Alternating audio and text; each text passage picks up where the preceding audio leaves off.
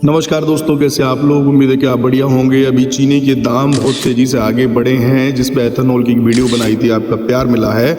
चलते चलते ही अब एक नई घटना हो गई है। एसबीआई ने कहा है कि अब अगर 4 बार ट्रांजैक्शन करते हैं और 5वीं बार करते हैं तो वो चार्ज लेंगे। चलिए जान लेते हैं। एसबीआई ग्राहकों के लिए एक और बड़ा चार्ज, महीने में 4 बार तक कैश निकालिए, लेकिन 5वीं बार जरूरत पड़ती है तो 15 रुपये और जीएसटी दीजिए। सवाल है, क्या बैंकिंग सुविधा धीरे धीरे चार्जिंग सिस्टम बनती जा रही है हमारे देश में?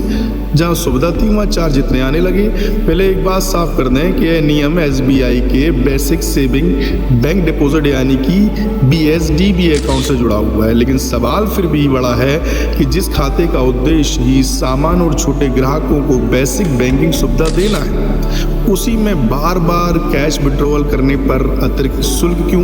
मान लीजिए किसी गरीब बुजुर्ग ग्रामीण या कैश डिपेंडेंट ग्राहक को महीने में 6 बार पैसे निकालने पड़ते हैं भाई, तो पहली 4 विड्रॉल फ्री मिल जाएगी उसको, लेकिन 5वीं और 6वीं पर 15 रुपये प्लस जीएसटी प्रति ट्रांजैक्शन देना होगा।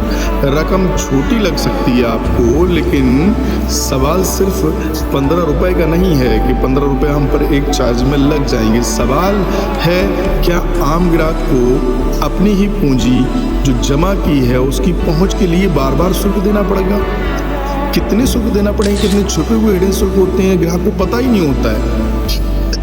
और एक और महत्वपूर्ण बदलाव है कि AEPS यानी आधार इनेबल्ड पेमेंट सिस्टम जिसको कहते हैं, इससे कैश विड्रॉल भी इस 4 ट्रांजैक्शन लिमिट में गिना जाएगा भाई।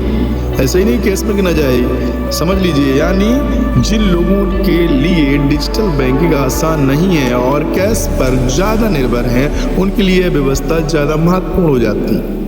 अब सरकार और बैंकिंग सिस्टम से सवाल पूछना जरूरी तो बनता ही है। आप भी पूछिएगा, मैं तो पूछ ही रहा हूँ वीडियो के माध्यम से।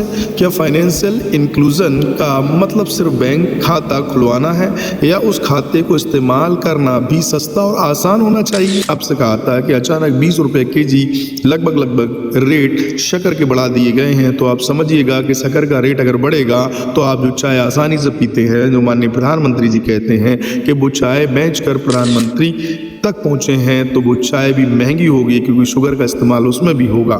आप जो भी मीठी चीज़ से जुड़ी लेने बाजार में बच्चों के लिए किसी के लिए जाएंगे जिसमें कहीं पर भी मीठा स्वाद है, तो समझ लीजिए उसमें 20 रुपये केजी का इजाफा करके आपकी जेब को खतरनाक मोड में डाल दिया जाता है। सवाल कोई करने वाला नहीं है। ज़्यादा सवाल होंगे तो धर्म और जाति संप्रदाय पर होंगे।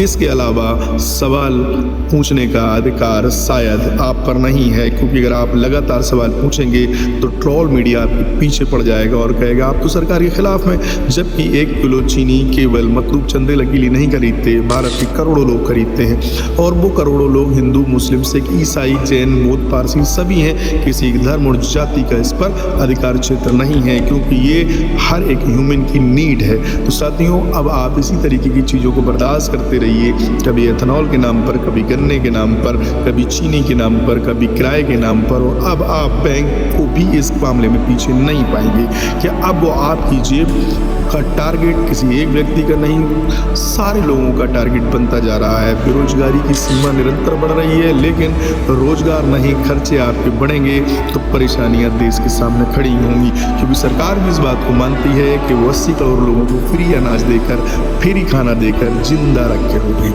साथियों, वीडियो कैसा लगा है? अच्छा लगा हो तो इसको प्लीज़ और प्लीज़ शेयर कर दीजिएगा और पेज को फॉलो करिएगा और लोगों तक इस वीडियो को भेजने में मेरी मदद करिएगा। थैंक यू वेरी मच साथियों।